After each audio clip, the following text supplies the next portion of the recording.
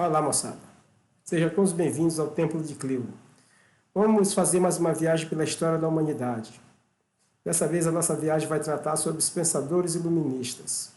Nós temos aqui o John Locke, o Voltaire, a Mary Wollstonecraft, Barão de Montesquieu e o Jean-Jacques Rousseau.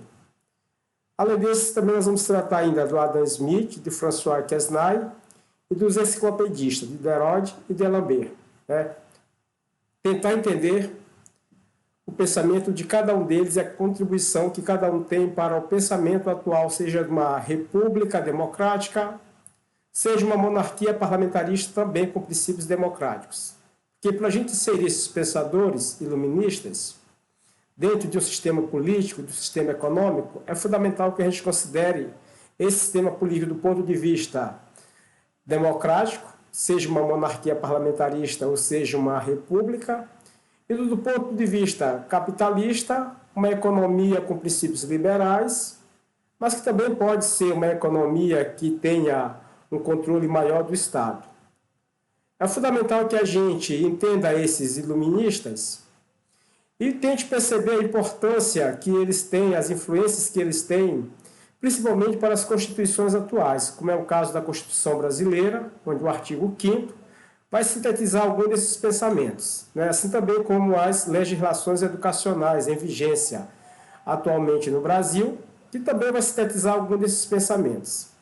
Um desses primeiros pensadores, o John Locke, que era britânico, e tem uma frase dele que vai sintetizar um pouco o pensamento dele. Todo ser humano detém a propriedade de si mesmo. Sobre esta, ninguém mais pode ter qualquer direito. Ou seja, o homem, segundo John Locke, ao nascer, ele teria 3 direitos naturais, que é o direito à vida, à liberdade e à propriedade.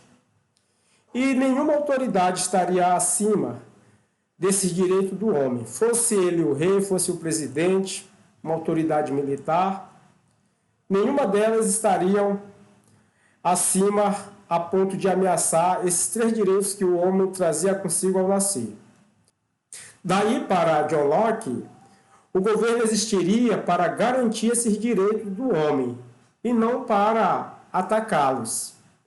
Daí, para ele, todo governo deveria ser uma vontade do povo, quebrando um pouco aquele princípio das monarquias absolutistas que atribuía ao rei um poder divino. Nesse caso, para o John Locke, o governo deve ser formado a partir dos interesses da sociedade, porque é a partir da formação desse governo pela vontade do povo, que esse governo teria o comprometimento de garantir ao homem a vida, a liberdade e a propriedade. O pensamento dele vai estar sintetizado principalmente na obra chamada Segundo Tratado sobre o Governo, que ele vai escrever, que ele vai publicar, na verdade, em 1689. Um outro pensador iluminista de fundamental importância vai ser o Voltaire, que é francês, e o Voltaire vai criticar muito a igreja e o poder absolutista dos reis, onde ele vai defender principalmente a liberdade de expressão. Uma frase do Voltaire que sintetiza bem esse pensamento dele de liberdade vai ser a seguinte, onde ele vai dizer: posso não concordar com nenhuma das palavras que você diz, mas defenderei até a morte o seu direito de dizê-las. Ou seja, mais um princípio de continuidade, aquela ideia de liberdade que o John Locke vai pensar. Quando a gente entende a ideia de liberdade, ela não está restrita a uma concepção de ser livre, de ir e vir, mas uma ideia de liberdade onde o homem tem a livre iniciativa, a livre escolha, por exemplo, de optar pelo modelo religioso, por um partido político, por uma ideia de opinião, desde que essa liberdade, esse cidadão, ele não abuse dessa liberdade a ponto de interferir na liberdade do outro. Mas desde que o homem utilize essa liberdade de forma responsável, a colaborar com a sociedade, onde as escolhas pessoais de cada um, como dizia o John Locke, nada pode estar acima do cidadão. Se você escolhe ser religioso ou não ser religioso, se você escolhe uma modalidade cultural a seguir, uma identidade de gênero a seguir, então nada estaria acima dessa vontade, desde que ela não infringisse a liberdade, o direito de liberdade de escolha do outro. Então, a sociedade, segundo Voltaire, ela deveria ser reformada mediante o progresso da razão e o incentivo à ciência e tecnologia. Então, esse era um ideal muito propagado pelos iluministas, que era a ideia de progresso e de razão. O que seria a razão para eles? A razão para eles seria a sabedoria, onde a sociedade deveria pautar-se não em cima do senso comum, não em cima do fanatismo religioso, mas em cima de uma ideia de conhecimento científico, onde ela buscaria as explicações, o entendimento sobre os fatores que envolviam a sociedade. E a partir daí a sociedade partiria para um progresso, nós temos uma ideia também, de certa forma, que precisa ser relativizada, essa ideia de progresso, porque os iluministas pensam o progresso numa ideia de um estágio atrasado para um estágio mais avançado. Uma sociedade que não estaria nos padrões dos iluministas seria considerada uma sociedade atrasada. E uma sociedade que estaria pautada em cima desses princípios, seguindo passo a passo a perspectiva de desenvolvimento tecnológico, seria uma sociedade evoluída, avançada, cheia de progresso. Daí, hoje, a gente entende que essas concepções de progresso elas são muito relativas. O Voltaire, pelas ideias que ele vai defender contra a igreja, o absolutismo monárquico lá na França, ele vai ser muito perseguido, ele vai ser preso, inclusive, depois ele tem que fugir para a Inglaterra. E lá na Inglaterra ele vai ser influenciado pelas ideias do Locke. Quando ele escreve as cartas inglesas, depois ele escreve um outro livro importante chamado Tratado sobre a Tolerância, ele vai justamente defender esses princípios que já eram propagados pelo Locke e que depois ele traz para a França, onde vai influenciar principalmente a justiça criminal, onde ele vai combater a intolerância religiosa e onde ele também critica o absolutismo no sentido de reduzir os privilégios da nobreza e do clero. Então, esses são os dois pensadores iniciais que têm grande contribuição para o iluminismo. Daí nós vamos ter também o Barão de Montesquieu, que também vai criticar muito a ideia do absolutismo. O Montesquieu ele vai escrever um livro importante conhecido como O Espírito das Leis, onde ele defendia a separação dos poderes. Porque, vejam bem, durante a monarquia absolutista, o rei concentrava em torno de si o que hoje nós chamamos de poder executivo, poder judiciário, inclusive, e o poder legislativo. Então, esse rei era, eu diria, um soberano acima dos interesses de qualquer grupo social, onde a partir dele estaria determinado a vontade e o desejo do povo. Então, o Montesquieu ele vai dizer que toda autoridade que tem um poder absoluto, tem um poder total, ela tem uma tendência a ser corrupta, tem uma tendência a ser autoritária, a abusar desse poder, inclusive infringindo o direito de outras pessoas. Então, essa ideia de separação dos poderes, que vai ser defendida pelo Montesquieu, depois ela será desenvolvida, inclusive por dois americanos, como Alexander Hamilton, e o Madison, que vão defender os três poderes, o poder legislativo, o executivo e o judiciário. Hoje, as repúblicas democráticas, principalmente elas, seguem essa divisão de poderes, como, por exemplo, aqui no Brasil, onde nós temos o legislativo, o executivo e o judiciário. Falando a nível de governo federal, o legislativo é exercido pelo presidente da República, o executivo pelo Congresso Nacional e o judiciário pelos tribunais de justiça, onde o mais importante deles, eu diria do ponto de vista de um poder supremo, é justamente o Supremo Tribunal Federal. E o Montesquieu ele vai distinguir as formas de governo em três modos. A república, onde para ele a soberania estaria na mão do povo, baseado em cima de um princípio de virtude, a coisa pública, que seria a república. A monarquia, onde a soberania está na mão de um só, que é o monarca, nessa época o monarca absolutista, e o princípio seria ali a honra do monarca, que passava a partir disso impor uma ideia de autoridade onde o povo deveria seguir, adorar esse monarca.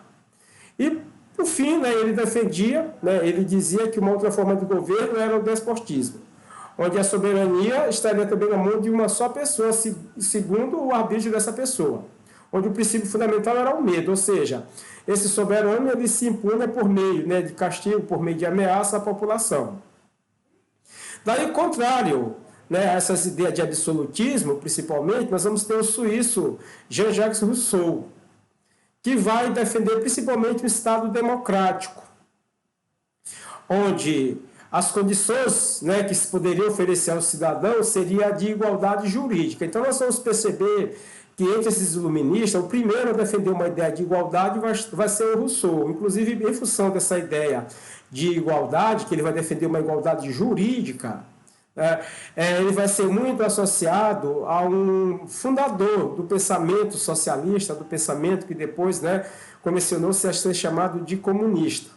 Então, o Rousseau, ele dizia, né, por meio de suas teorias, onde um dos estudos que ele faz é sobre a educação, ele vai dizer que a criança ela sempre nasce bom, né? A sociedade é em função das suas atuações, em função da personalidade que se tenta construir nessa criança, que faz com que essa criança depois se corrompa. Ele ataca a propriedade privada e defendia a soberania do povo, né? Aí o princípio sufragista de que só o povo pode eleger os seus representantes, né? Dando continuidade àquela ideia do John Locke, que o povo deveria criar governos. Então, para o Rousseau, né, o Estado democrático deveria valorizar a participação popular como forma de eleger os seus representantes.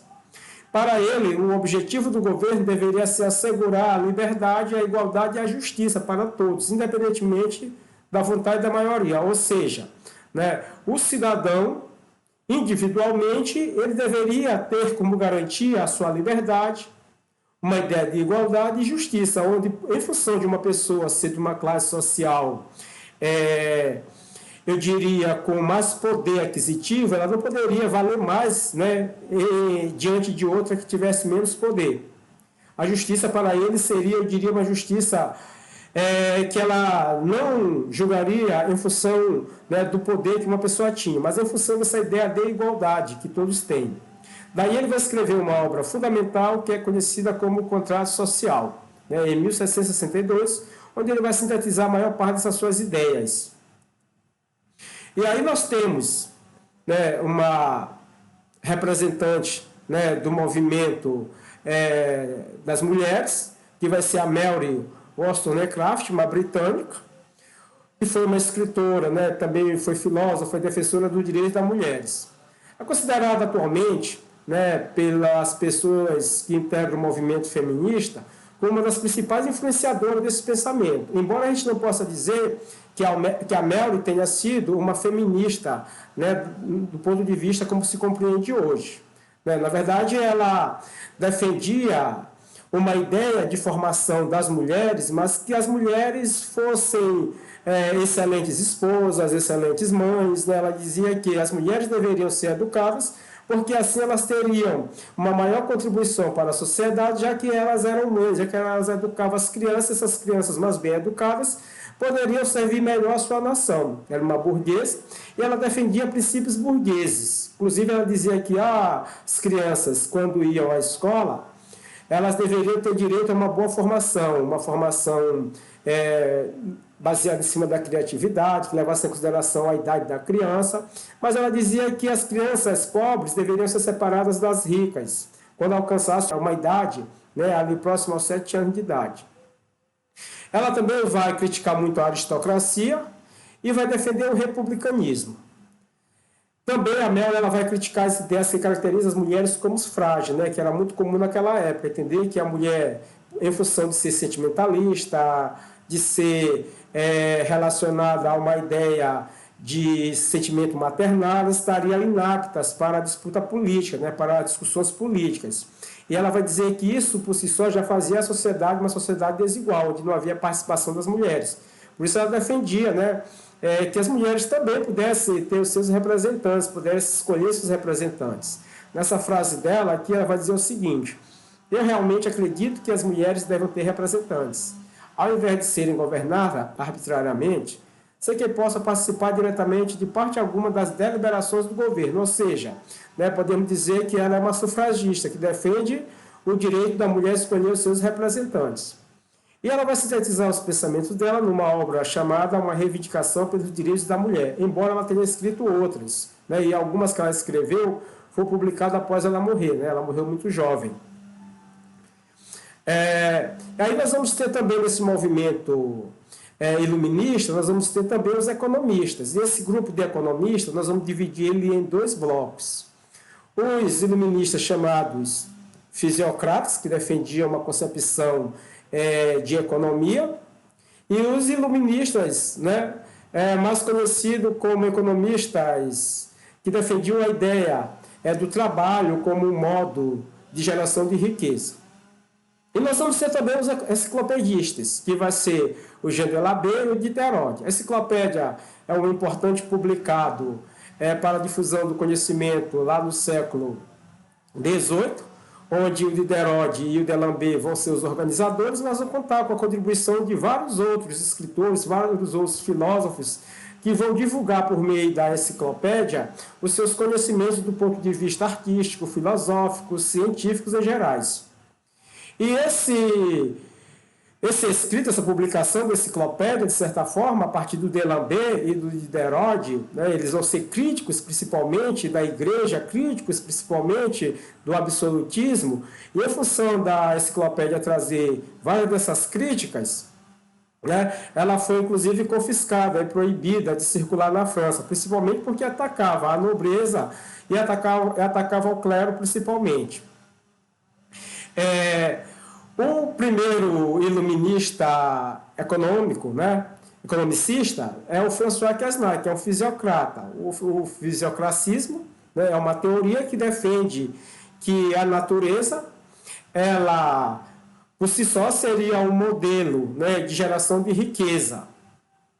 E que a economia, por ela se basear no princípio natural, o homem, né, o governo, ele não deveria intervir. Daí eles criticavam muito o mercantilismo, que era um princípio econômico, onde o governo tinha uma atuação, né, muito forte. E a ideia desses iluministas, que vão defender a economia, é justamente quebrar com essa ideia de intervenção do Estado na economia, porque eles diziam que a economia, né, é uma economia regida por leis da natureza, em que o governo apenas deveria regulamentar as ações e estimular essa economia, mas nunca interferir nela. Onde eles defendiam o capitalismo, o agrário principalmente, né, o comércio e a indústria só seriam um resultado, né, da produção agrícola, não seriam os principais geradores de riqueza. E para eles, o que era fundamental era o trabalho da exploração da terra, onde o François Quesnay vai sintetizar esse pensamento, né, no quadro Econômico, que é uma obra que ele vai escrever em 1758. E por fim, né, o último economicista, que é o Adam Smith, né, muito conhecido hoje porque defende as teorias do liberalismo econômico, porque ele vai ser um dos principais influenciadores da ciência econômica, que prega, né, a total liberdade de comércio entre as nações, a pouca intervenção do Estado. E nesse livro ele vai sintetizar a ideia de livre concorrência e de livre mercado entre as nações, que onde a menor intervenção do Estado seria fundamental para a economia se desenvolver, ou seja, o Estado não deveria ser interventor, não deveria tentar instituir empresas, tentar instituir um sistema de geração de emprego, porque isso seria uma iniciativa principalmente dos sistemas privados, né? E ele procurou demonstrar que o trabalho, quando ele é adaptado à situação de cada país, poderia ser um gerador de riqueza, assim também como a atuação dos indivíduos, desde que eles tivessem, né, seus interesses próprios para gerar riqueza.